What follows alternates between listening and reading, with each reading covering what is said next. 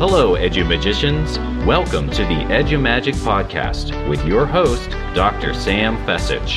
Dr. Sam is a professor of education, author of EduMagic, and a pumpkin spice latte fan. This podcast is designed for pre-service teachers.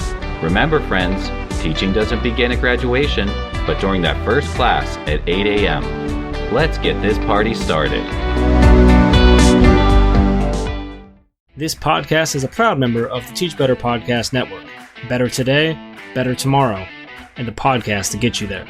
Explore more podcasts at www.teachbetterpodcastnetwork.com. Now let's get on to the episode. Hello, EduMagicians, and welcome back to another episode of the EduMagic podcast. My name is Dr. Sam. If this is your first time listening to EduMagic, welcome. This podcast is helping you become the teacher you were meant to be. Let's go ahead and unpack that a little bit. What kind of teacher do you want to be and why? And that's a really big question. So go ahead and grab a Post-it note and think about who are some impactful educators that you've had in your life and what are some traits you want to emulate within them. Now, if you read the book EduMagic, A Guide for Pre-Service Teachers, you'll know that I have several teachers that I've called out in the book that have helped frame me as a teacher, the kind of teacher that I want to be. So I'm going to be an educator that has grace, understanding, fairness, positivity in my classroom, and a space where my students feel welcomed and appreciated. So my students come to my space and they feel appreciated and valued just as they are coming into the classroom. So let's pause here and talk about your teacher identity. It's making your favorite coffee. So you add a little bit, a blend of your beliefs, a splash of values, stir in some experience. And by combining your beliefs, value, and experiences, this helps to shape your perfect cup of coffee or your teacher identity and the goals and how you teach and what you bring to that classroom space.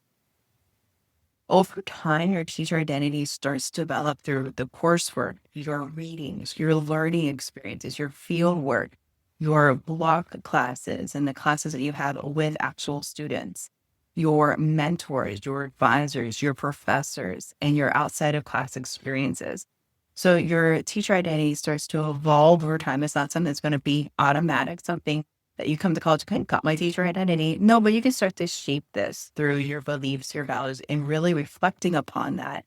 And some might call this your teaching philosophy. And this is something that you might want to consider doing as a first-year student, thinking about what your teaching philosophy is. And that sounds really big, right? Don't worry about it. I got you covered. I have a resource in the show notes that talks about your teaching philosophy and how to start thinking about it, and by answering questions, to think about what are some ideas, some strategies, techniques, beliefs, and values that structure who you are as an educator. So some questions you can start asking yourself would be, how do you believe students learn best? What role does a teacher play in the classroom? Is your classroom space more student-directed? Is it teacher-directed? How do you want students to feel in your classroom? So think about your answers to these questions and jot them down. It doesn't have to be anything formal, but go back and reflect on this throughout your college experience after you take a few education classes, and think about, how is my teaching philosophy changing? What can I add to it? What are some things I don't believe anymore? And how is this going to help affect me in field or in block or in student teaching? It's really important that as you're reflecting on your teaching philosophy or your teacher identity, to make sure that you're staying authentic to who you are, because there's no other teacher out there just like you. So stay authentic and don't let others influence your philosophy if you truly don't think that that piece fits within your teaching identity. So some other things you might want to think about when it comes to values in education. What are your thoughts on curriculum, classroom management, standardized testing, all those types of things that can also pressure and add some pressure to your philosophy? It's just some things to be thinking about.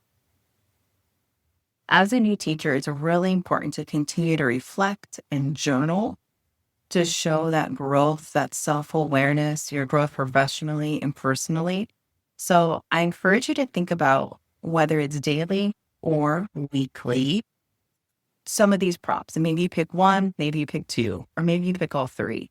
So what inspired you today or this week? What challenged you today or this week? And what are some ways you're overcoming that challenge? And if you're student teaching or if you're in field or observation, what are some areas that you can improve upon in your teaching? And what's something that you did really well in your teaching? So two things, if you're in field or block or student teaching related to that, what are some things that went well today? What is something that you're still working on?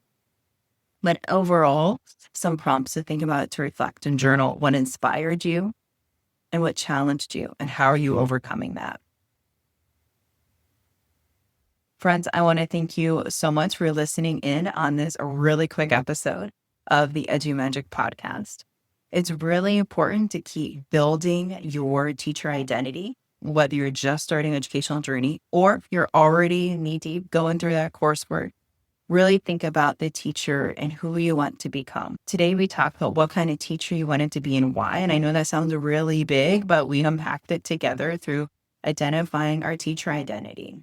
Your teacher identity is more than just your major or job title. It's a perfect copy blend, right, of your values, beliefs, experiences, and your goals that are helping to shape the way you interact and engage with students, the way you design your lessons, the way that you structure your classroom, the way that you have students learning is a student-led or teacher-led.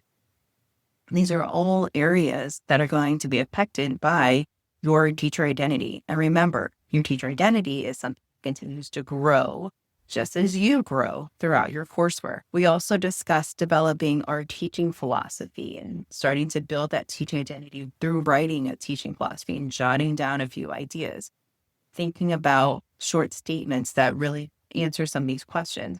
How do you believe students learn best? What role do you play as a teacher in the classroom? And how do students feel when they walk into your space?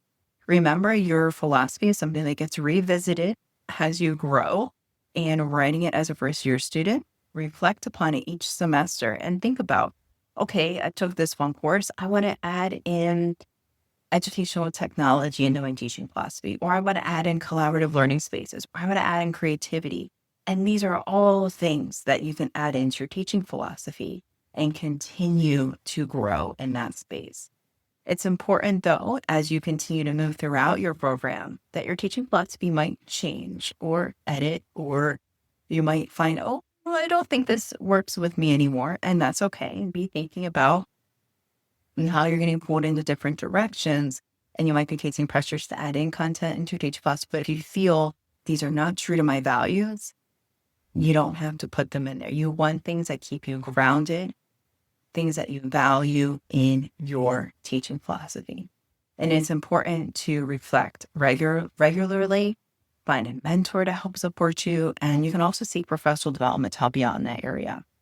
And the last thing we talked about today was reflecting and journaling. One of the most powerful things you can do as a teacher is reflection.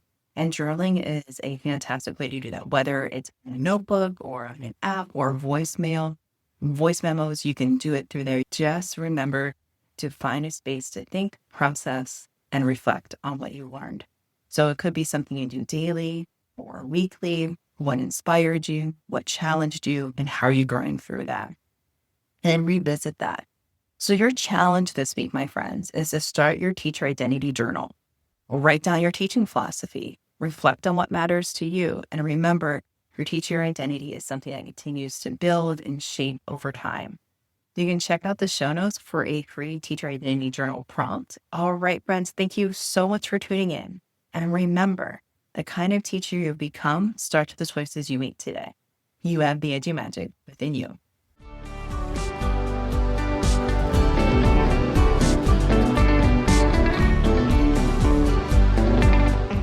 There you have it, EduMagicians. If you enjoyed this episode, please subscribe and share it with your friends. For more EduMagic, check out sfecich.com and follow Dr. Sam on Twitter and Instagram @sfecich. Until next time, you have the EduMagic within you.